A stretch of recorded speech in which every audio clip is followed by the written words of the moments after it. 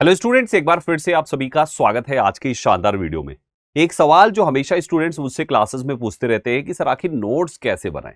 बहुत बड़ा चैलेंजिंग होता है ना कि किसी क्लास से जो कई 40-50 स्लाइड्स में पढ़ाई गई हो उसको किस तरीके से अपने नोट्स में कन्वर्ट करें। इस सवाल को लेकर, इस समस्या को लेकर, इस समस्या का हल लेकर बच्चे हमेशा खोजते रहते हैं, चारों तरफ पूछते रहते हैं। प्यारे साथियों, आज के इस वीडियो को पूरा लास्ट तक देख लेना, आपकी इसी समस्या का 100% पूरा सोल्यूशन लेकर आऊं।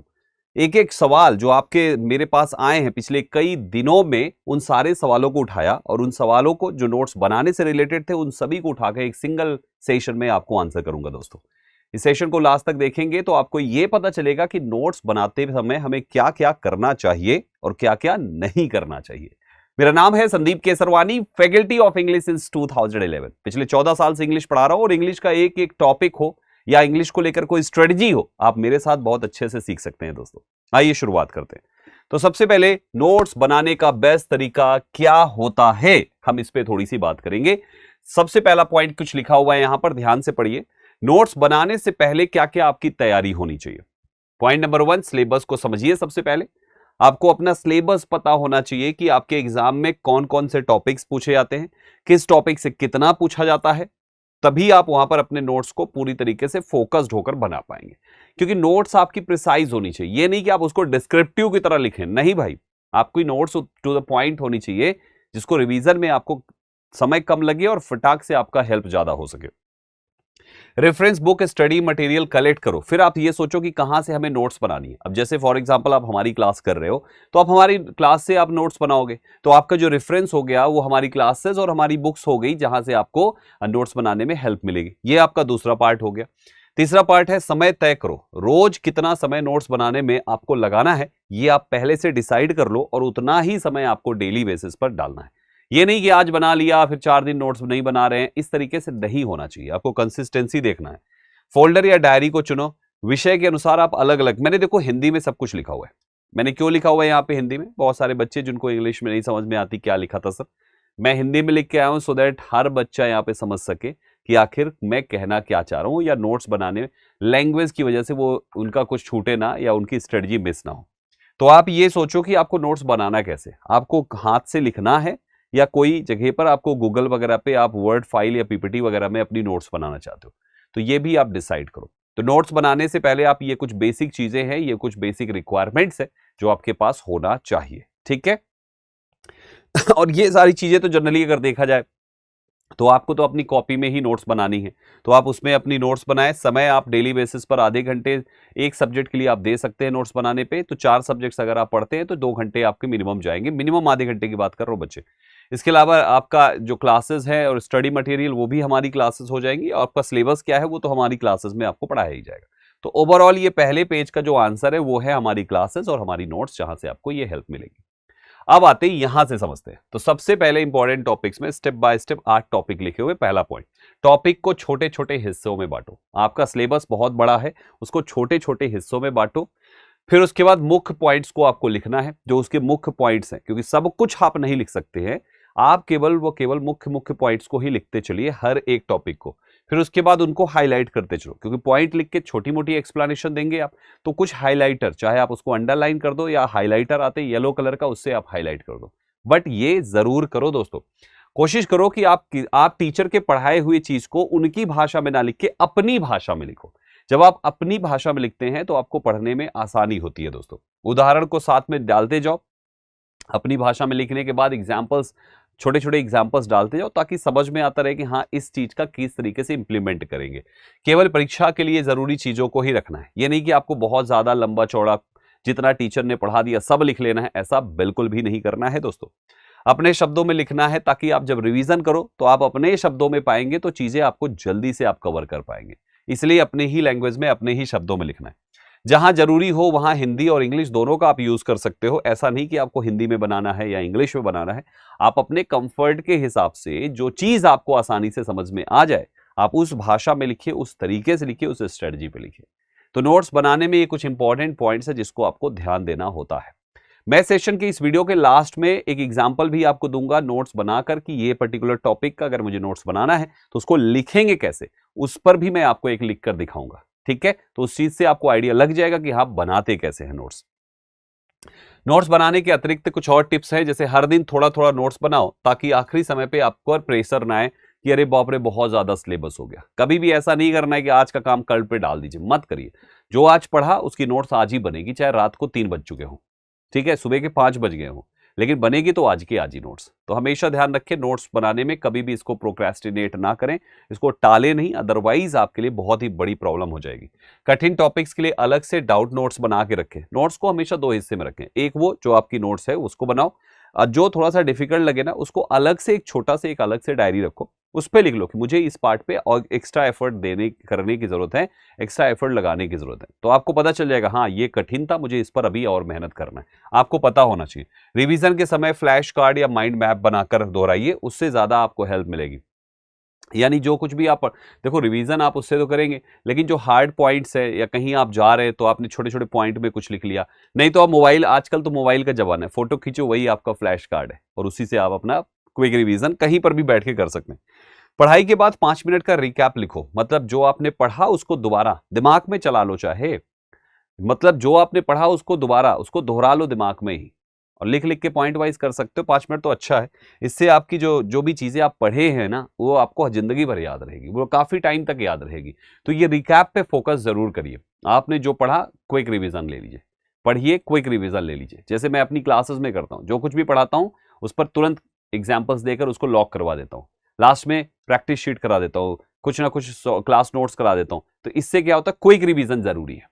क्विक रिवीजन करने से चीजें याद हो जाती, इसलिए मेरी क्लासेस में किसी भी बच्चे को इंग्लिश पढ़ने में दिक्कत नहीं आती, वो पूरा सीख जाता है और घर के लिए उतना ज्यादा उसके लिए पास लोड नहीं होता है, तो नोट्स आराम से बना लेता है क्योंकि चीजें हम क्लास में ही पूरा रिवाइज करा डालते हैं। फिर अगला है नोट्स बनाते समय बचने वाली जो मिस्टेक्स हैं, जो जो आपको नहीं करनी, जैसे बहुत ज्यादा लिख देना। जब आप बहुत ज्यादा एक्सप्लेन कर देते हो तो आप बच्चे वहां पे रिवीजन के टाइम में आपको सबसे ज्यादा दिक्कत होगी, आपको लगेगा ये तो पूरा ही उतार दिया आपने पीपीटी। तो ऐसा नहीं करना चाहिए। बिना समझे शब्द दर शब्द कॉपी करना, ये आपकी जिंदगी की सबसे बड़ी गलती है। बहुत सारे स्टूडेंट्स क्या करते हैं, नोट्स बनाते हैं, क्लास की पीडीएफ उठाई और उसी से नोट्स कॉपी करके पूरा पेस्ट कर दिया। भाई ऐसे नहीं करा जाता। जो रूल जब तक समझ में ना आए उसको नोट्स पे नहीं लिखने का है। आप पहले उस रूल को समझिए, जब वो समझ में आ जाए उसके बाद ही लिखिए। और अगर आप बिना समझे नोट्स पे डाल दे रहे हैं तो ये आपकी मिस्टेक है दोस्तों, ये मत करिए, ये गलती है। उसके बाद लिखा हुआ है आपका असंगठित तरीके से लिखना, सब इधर उधर उल्टा पुल्टा जहां मर्जी, ऐसे नहीं। रिवीजन के लिए समय नहीं निकालना, ये भी एक बहुत बड़ी मिस्टेक है। रिवीजन करना है वो भी टाइम डेली बेसिस पे रखना है आपको। तो ये कुछ ऐसी गलतियां हैं जिनको करने से आपको बचना है मेरे भाई, क्योंकि ये गलतियां अगर आप दोहराओगे तो गड़बड़ हो जाएगा। फिर थोड़ा सा आगे चलेंगे, एक लास्ट में मेरा सलाह है, उसके बाद एग्जाम्पल दूंगा। नोट्स बनाने की प्रक्रिया अभ्यास से सुधरती है, इसलिए अभ्यास, दैट्स योर प्रैक्टिस, अच्छे से करते रहिए, प्रैक्टिस करते रहिए। नोट्स बनाने में वो बहुत ही अहम रोल प्ले करती है। जितनी बार आप चीजों को लिखें उतनी बार आप चीजों को अच्छे से समझते चले जाएंगे। जैसे स्पेशली मैं इंग्लिश में अगर वोकैबुलरी पार्ट की बात करूं तो आप उसको रिवीजन करिए, लिख लिख कर, हमेशा राइट कर करके करिए। हमेशा आपके पास इंग्लिश में वोकैबुलरी की एक अलग से रफ पेज होनी चाहिए। तो हमेशा लिख लिख कर जितनी बार लिखेंगे उतना बेहतर होगा। हर टॉपिक को पढ़ते ही नोट्स बनाओ ताकि देर ना हो। बहुत बार बच्चे सोचते हैं शाम को बना लेंगे, पढ़ा सुबह है बना लेंगे शाम को, नहीं, पढ़ा बना लो। अगर आपकी बैक टू बैक क्लासेस लगी, लास्ट क्लास के बाद शुरू हो जाओ नोट्स बनाना। बट ऐसा नहीं कि आप उसको 4 दिन टाल दिए या 14 घंटे से आप नोट्स नहीं बनाया। 50% भूल जाता है जब आप उसको तुरंत नहीं बनाते हैं दोस्तों। तो ये जरूरी है। खुद से टेस्ट लेकर जानकारी को हमेशा मजबूत करते रहिए। इसका मतलब आप टेस्ट देते रहिए, आप क्विजेस सॉल्व करते रहिए। इससे आपको आपकी प्रिपरेशन की, आपकी स्ट्रेंथ की आइडिया लगता रहेगा, और जहां पे भी आपका वीक पॉइंट है आप उस पर अच्छे से काम कर सकेंगे, समय रहते आप उसको सुधार सकेंगे और एग्जाम में अच्छे से परफॉर्म करेंगे। तो ये कुछ ऐसे पॉइंट्स हैं जिसको आपको जरूर ध्यान देना चाहिए। अब एक एग्जाम्पल मैं आपको दूंगा, एक टॉपिक जिस पर आप पूरी प्रॉपर नोट्स बना के कि आखिर नोट्स बनानी कैसी होती है। तो सुनिए, एक टॉपिक है एक्टिव पैसिव वॉइस, आप अच्छे से जानते हैं। अब सपोज मुझे एक्टिव पैसिव वॉइस टीचर ने पढ़ा दिया, अब मुझे इसकी नोट्स बनानी है। तो मैं पहले एक बेसिक सी इसके बारे में लिखूंगा कि एक्टिव पैसिव वॉइस क्या है। तो मैं ऐसे लिखूंगा, एक्टिव वॉइस क्या है, एरो बनाया, subject performs the action. Passive voice क्या है, action is done to the subject. क्योंकि हम रूल तो समझ चुके हैं, टीचर ने हमें समझा दिया तो हमने बेसिक से लिख लिया इसको। फिर उसके बाद इसके कुछ रूल्स लिखेंगे, कि एक्टिव के सेंटेंस में सब्जेक्ट लिखकर वर्ब लिखकर ऑब्जेक्ट लिखा जाता है, पैसिव के सेंटेंस में ऑब्जेक्ट पहले आ जाएगा, वर्ब हमारी हेल्पिंग वर्ब मेन वर्ब दोनों बन जाएगी और फिर बाय प्लस सब्जेक्ट हो गया। लिख लिया। अब फिर इसके बाद एक एग्जाम्पल डाल दिया, 2 एग्जाम्पल डाल दिए, जो भी डाल सकते हैं कि एक्टिव हो गया, ये इस पर पैसिव का एग्जाम्पल। समझ में आ रहा है ना। इसके बाद दोस्तों कुछ इंपॉर्टेंट पॉइंट्स लिख लेंगे कि जो रूल है छोटे छोटे पॉइंट भी लिखेंगे। जैसे पैसिव वाइज में द वर्ब जो बी है is used with the past participle, यानी पैसिव में हमेशा वर्ब थर्ड फॉर्म के साथ ही आएगी जो पास्ट पार्टिसिपल है।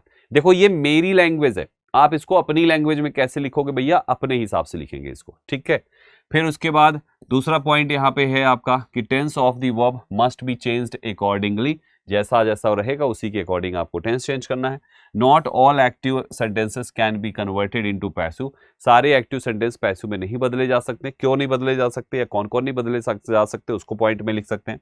कुछ कॉमन मिस्टेक्स हैं जो आपको नहीं करनी, जैसे don't forget to change the verb form, verb form को चेंज करना मत भूलिए, इसका ध्यान रखिए दोस्तों।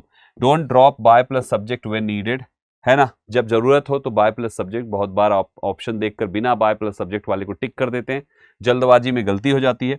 Don't confuse tense structure while converting, tense के स्ट्रक्चर पर ध्यान दीजिए जब आप एक्टिव से पैसिव या पैसिव से एक्टिव बना रहे हो। तो ये कुछ ऐसे पॉइंट्स हैं जिनको आपको ध्यान देना है बच्चे, और इनकी मदद से आपको अपने पूरी नोट्स तैयार करनी है। उम्मीद करता हूं इस शॉर्ट वीडियो में नोट्स बनाने के जो तरीके मैंने आपको सिखाए हैं, आप उन तरीकों को अच्छे से प्रैक्टिस करेंगे और अपनी पढ़ाई में उसको अमल में लाएंगे। दोस्तों ये जरूर कर लीजिएगा, ये बहुत ही जरूरी है दोस्तों। बाकी आपके लिए इस तरीके की वीडियोस मैं हमेशा लाता रहता हूँ। किसी टॉपिक पे अगर आपको वीडियो चाहिए, आप इस वीडियो में कमेंट कर सकते हैं, हम जरूर आपके कमेंट को पिक करके आपकी डिमांड पे उस टॉपिक पर वीडियो बनाएंगे। दोस्तों मेरा नाम है संदीप केसरवानी, मैं 14 साल से इंग्लिश पढ़ा रहा हूँ। इंग्लिश का एक एक टॉपिक आप मेरी क्लासेस में सीख सकते हैं। यूट्यूब पे क्लास चाहिए तो दृष्टि एसएससी चैनल पे मेरी क्लास होती है 11:30 बजे, आप यहाँ पे पढ़ सकते हैं। और ऐप पे, दृष्टि लर्निंग ऐप पे दोस्तों मात्र 499 रुपए में कंप्लीट इंग्लिश का बैच है, और अगर हर सब्जेक्ट का बैच चाहिए तो इस अमाउंट पे अवेलेबल है, ठीक है। तो चलिए दोस्तों, जो चीजें यहाँ पे सिखाई है उसको जाइए प्रैक्टिस करिए, और एक बार किसी टॉपिक पे नोट्स बनाकर देखिए कि आखिर ये तरीके आपके लिए कितना ज़्यादा हेल्पफुल होते हैं। ये तरीके एक दिन में आपके लिए सारी तरीके से अच्छे तरीके से आप यूज़ नहीं कर पाएंगे, लेकिन अगर आप इस वीडियो में जो बातें कही गई है उसको पॉइंट वाइज लिख कर उन्हीं पर हर टॉपिक की नोट्स बनाना शुरू करते हैं, देन डेफिनेटली आप 2 से 3 दिन, 4 दिन, 5 दिन में हैबिचुअल हो जाएंगे कि आखिर किसी भी टॉपिक की नोट्स बनाते कैसे हैं। ठीक है दोस्तों, तो चलिए फिर आज के सेशन को यहीं पे स्टॉप करते हैं। मिलते हैं आप सभी से अगली क्लास में, और अगली क्लास मैं चाहूंगा कि आप अपनी डिमांड पे कोई टॉपिक हमें दें, इसी वीडियो के कमेंट बॉक्स में हम उस पर लेकर आएंगे आपके लिए video. Thank you very much for joining this session. All the best for your examination. जय हिंद साथियों। अब एग्जाम की तैयारी को और बेहतर करने के लिए हमारे चैनल को लाइक, शेयर और सब्सक्राइब करना ना भूलें।